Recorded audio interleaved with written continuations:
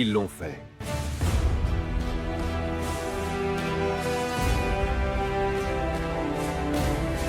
Les États-Unis ont frappé l'Iran.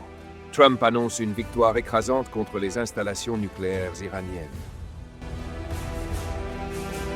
Dans une allocution solennelle, Donald Trump confirme une opération militaire sans précédent contre le cœur du programme nucléaire iranien. Les sites de Natanz et Esfahan ont été entièrement détruits, envoyant un message clair à Téhéran. Mais ce n'est pas tout. Trump prévient que si la paix ne vient pas, les prochaines frappes seront encore plus dévastatrices. Découvrez les dessous de cette attaque spectaculaire, l'alliance avec Israël, les menaces à venir et ce que cela signifie pour l'avenir du Moyen-Orient et du monde entier. Paix ou guerre totale? Écoutez le discours historique de Trump, brut, puissant, sans fil. Regardez jusqu'à la fin pour comprendre les enjeux géopolitiques derrière ces frappes et les messages codés adressés aux ennemis des États-Unis.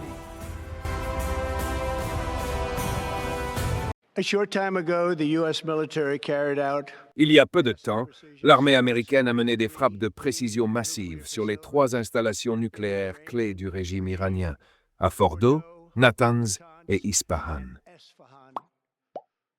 Tout le monde a entendu parler de ces noms pendant des années, alors qu'ils construisaient cette entreprise horriblement destructive. Notre objectif était la destruction de la capacité d'enrichissement nucléaire de l'Iran et l'arrêt de la menace nucléaire posée par le principal État parrain du terrorisme dans le monde. Ce soir, je peux annoncer au monde que les frappes ont été un succès militaire spectaculaire.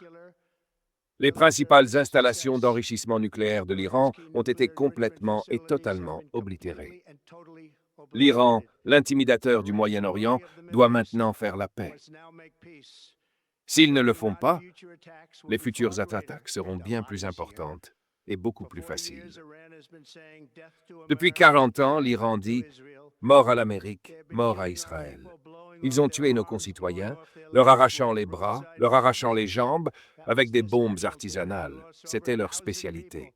Nous avons perdu plus de 1000 personnes, et des centaines de milliers de personnes à travers le Moyen-Orient et le monde sont mortes directement à cause de leur haine.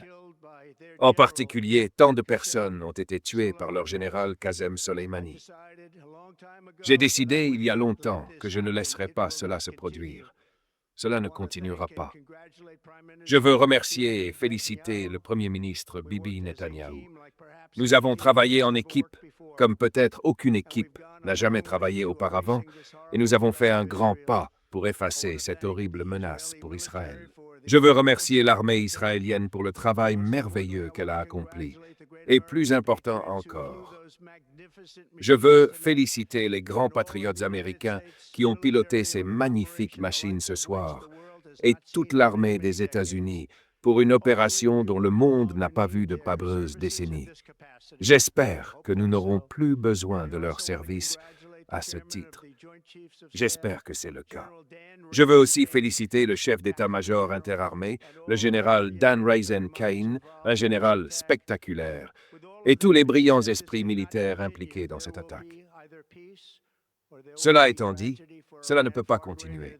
Ce sera soit la paix, soit il y aura une tragédie pour l'Iran, bien plus grande que ce que nous avons vu au cours des 8 derniers jours. N'oubliez pas qu'il reste de nombreuses cibles. Celle de ce soir était de loin la plus difficile et peut-être la plus létale. Mais si la paix ne vient pas rapidement, nous nous attaquerons à ces autres cibles avec précision, rapidité et habileté. La plupart d'entre elles peuvent être éliminées en quelques minutes. Il n'y a pas d'armée au monde qui aurait pu faire ce que nous avons fait ce soir, même pas proche. Il n'y a jamais eu une armée qui aurait pu faire ce qui s'est passé il y a peu de temps. Demain, le général Cain, secrétaire à la Défense, Pete Hegseth, tiendra une conférence de presse à 8 heures du matin au Pentagone, et je veux juste remercier tout le monde, et en particulier Dieu. Je veux juste dire que nous t'aimons Dieu, et nous aimons notre grande armée. Protège-les. Dieu bénisse le Moyen-Orient, Dieu bénisse Israël, et Dieu bénisse l'Amérique. Merci beaucoup, merci.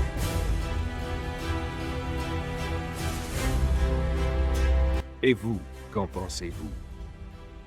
Ces frappes marquent-elles un tournant décisif dans les relations internationales? L'Iran choisira-t-il la voie de la paix ou celle de l'escalade?